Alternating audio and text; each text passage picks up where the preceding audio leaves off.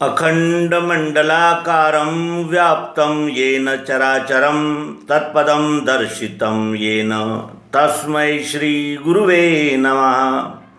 अज्ञानान्धस्य लोकस्य ज्ञानाञ्जनशलाकया चक्षुरुन्मीलितं येन तस्मै श्री गुरुवे नमः।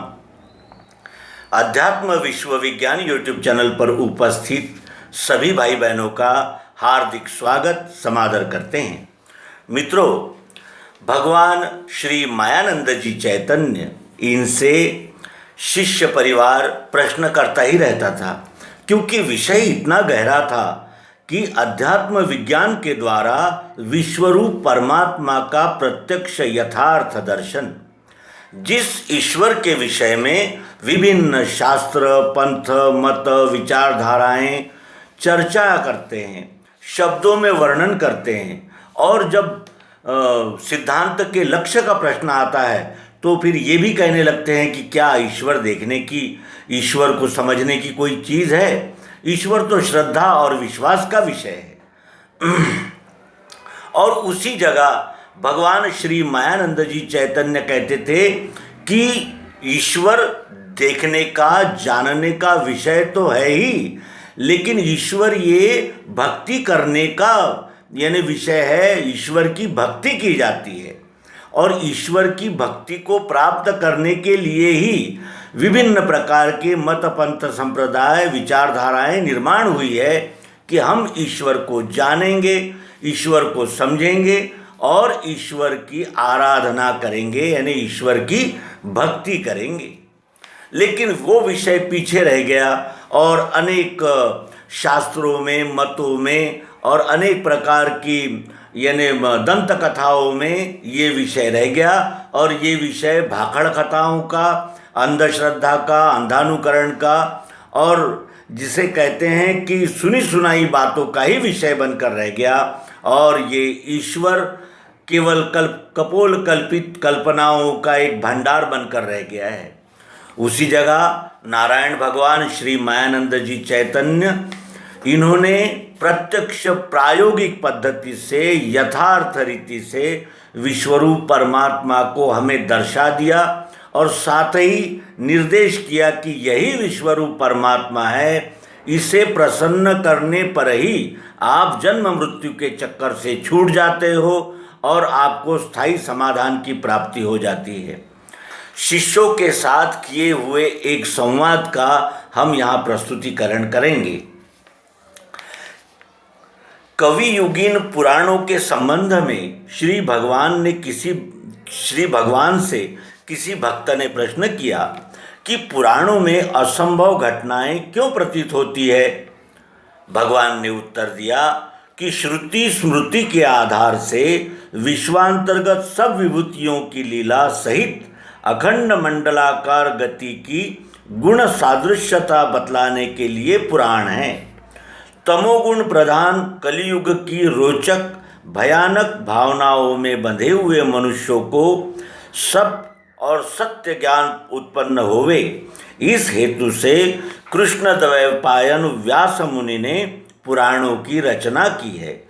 पुराणों को पढ़ते समय या श्रवण करते समय यह सदैव ध्यान में रखना चाहिए कि मननशील पुरुषों में विभूति रूप व्यक्ति का मनन प्रकृति विरुद्ध व असत नहीं हो सकता।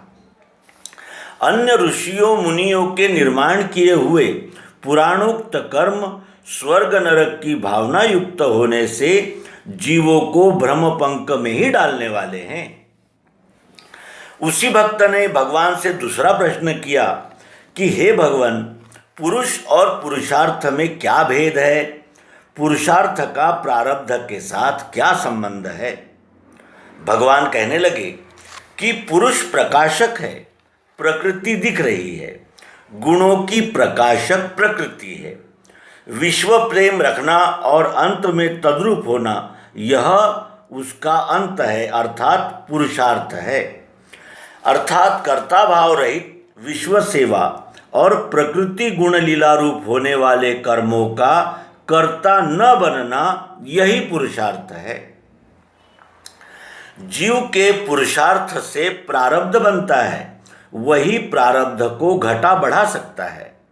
जीव स्वतंत्र कामना से अन्न द्वारा पुरुष का वीर्य बनकर स्त्री देह में प्रगटता है।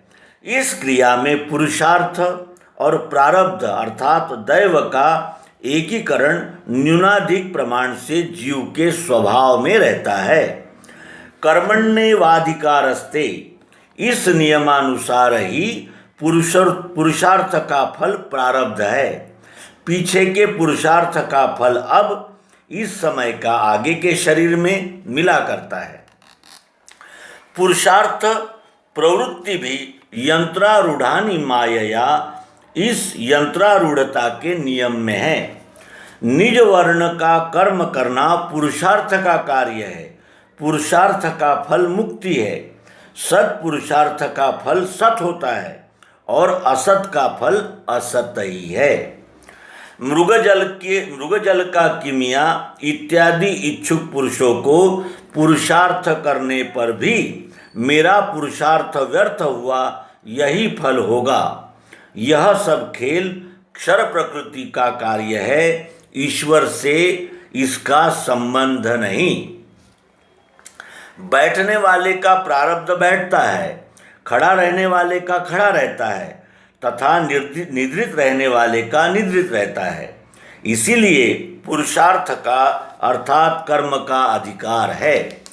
कर्मण्येवाधिकारस्ते मा फलेषु कदाचन, जीव केवल कर्म करने का अधिकारी माना गया है, प्रारब्ध रूपी फल का नहीं, ऐसा श्रुतियों ने सिद्ध किया है।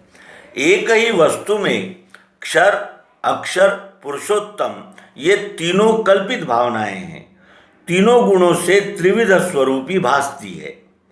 तमोगुण से विश्व अक्षर, रजोगुण से आत्मा अक्षर और सत्वगुण से पुरुषोत्तम, यानी तीन गुणों के कारण केवल कल्पना में यह भेद होते हुए भी गुणातीत पुरुषार्थ में वस्तु दर्शन एवं वस्तु भेद रहित अवस्था रहती है, यह जानना। उसी भक्त ने भगवान से तीसरा प्रश्न किया कि भगवान पुरुषोत्तम का स्वरूप क्या है? अक्षर ब्रह्म और महत ब्रह्म में क्या भेद है? पुरुषोत्तम पद प्राप्ति किस साधन से होती है? जीवात्मा और अक्षर आत्मा में क्या भेद है? पुरुषोत्तम पद में स्थिरता किस प्रकार प्राप्त होती है? भगवान कहने लगे कि पुरुषोत्तम का सगुण स्वरूप अक्षर भाव है तथा निर्गुण रूप अक्षर भाव है, यह तुम जानते ही हो। हाँ कहने से अक्षर, नहीं कहने से क्षर जानना। भाति और प्रिय आदि कारण पुरुषोत्तम है, उसी का स्वरूप विश्व है। इसी कारण सगुण निर्गुण के बीच में अर्थात एक रूप पुरुषोत्तम रहता है। अक्षर ब्रह्म का स्थूल रूप पुरुषोत्तम जानना एवं पुरुषोत्तम सर्वरूप है। क्षराक्षर यह उसका स्वभाव है। पुरुषोत्तम में अक्षर गर्भरूप रहता है और क्षराक्षर से पुरुषोत्तम पृथक है। इसका आशय यह नहीं है कि वह इनसे बाहर है। भक्त ने प्रश्न किया कि ज्ञानेंद्रियों को यह भास किसके द्वारा होता है? भगवान ने उत्तर दिया कि ज्ञानेंद्रियों का सब भास अक्षर के प्रकाश से महत ब्रह्म अर्थात अक्षर साम्यावस्था में होता है। पुरुषोत्तम पद में भास नहीं है। पुरुषोत्तम पद सद्गुरु के बिना प्राप्त नहीं होता। सद्गुरु प्राप्त प्रत्यक्ष युक्ति के बिना इस शब्द से प्राप्ति नहीं हो सकती। सद्गुरु प्रसाद से देह भावना छूटते ही जीवात्मा की अक्षर आत्म रूप में स्थिति होती है और अनंतर उसे पुरुषोत्तम पद में स्थिरता प्राप्त होती है। सद्गुरु द्वारा दिव्य चक्षु के पश्चात पुरुषोत्तम पद को देखते ही तद्रूपता होने लगती है। फिर लक्ष्य एवं अक्षर भाव और अलक्ष्य एवं अक्षर भाव ये दोनों कल्पनाएं नष्ट हो जाती है। विश्व का अस्तित्व लय होते ही पुरुषोत्तम भाव प्रकट होता है। अक्षर भाव रूप गर्भ दिव्य चक्षु की बोध क्रिया द्वारा जानता है। भक्त ने प्रश्न किया कि गुरु और सद्गुरु में क्या भेद है, पूज्य कौन है? भगवान कहने लगे कि जाति व्यवहार में गुरु पूज्य है तो वर्ण में सद्गुरु ही पूजनीय है। जब सद्गुरु प्राप्त होता है तब जाति व्यवहार में गुरु का महत्व नष्ट हो जाता है। यदि व्यावहारिक गुरु असत कार्य करे तो वह दंड का पात्र होता है, परंतु सद्गुरु से असत व्यवहार होना संभाव्य नहीं है। श्री कृष्ण जी अर्जुन के गुरु अर्थात गुरुर्गरीयान थे। अर्थस्य पुरुषो दासः बनकर व्यावहारिक गुरु ने असत वर्तन किया, इसलिए श्री कृष्ण जी ने अर्जुन के प्रथम गुरु भीष्म द्रोणादिकों को दंड देने की आज्ञा दी। वर्ण में पूजन कल्पना किसी जाति विशेष पर ही निर्भर नहीं है। गुणः पूजा स्थानम, इस न्याय से वर्ण में ईश्वरी गुण पूजनीय है। फिर वह पुरुष किसी भी उच्च या नीच जाति का हो, चाहे वो पुरुष हो, स्त्री हो, बालक हो या वृद्ध हो। जहाँ स्वतः को पुजवा लेने की इच्छा हुई वहाँ ज्ञान का लोप हुआ, यह जानना, क्योंकि आत्मा सर्वरूप है, एक रूप नहीं। अतः जहाँ स्वयं अपने को पुजवा लेने की इच्छा होती है वहाँ सर्वरूप आत्मा से वह अपने को भिन्न मानता है।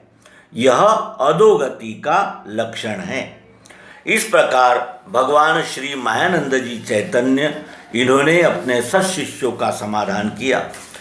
और इसी विषय को हम अगर ध्यान से देखें तो हमें क्या दिखता है कि हम केवल क्षर अक्षर पुरुषोत्तम को यानी रटते रहते हैं, एक दूसरे को बताते रहते हैं, लेकिन क्षर क्या है, अक्षर क्या है, क्षर अक्षर इन दोनों भावनाओं का लय पुरुषोत्तम पद में कैसे होता है, यह विश्व ही पुरुषोत्तम परमात्मा है। और उसकी भक्ति करने के लिए जो 4 वर्ण प्राप्त हुए हैं उन 4 वर्णों में अपना वर्ण कौन सा है ये निश्चित करके विश्वरूप परमात्मा की अनन्य भक्ति करना और विश्वरूप को जानकर विश्वरूप की अनन्य भक्ति करते हुए स्थायी समाधान और अखंड सुख की प्राप्ति कर लेना और जन्म मृत्यु के चक्र से व्यष्टि वासनाओं को त्याग कर लय को प्राप्त करना, यही इस मनुष्य शरीर का अंतिम ध्येय है।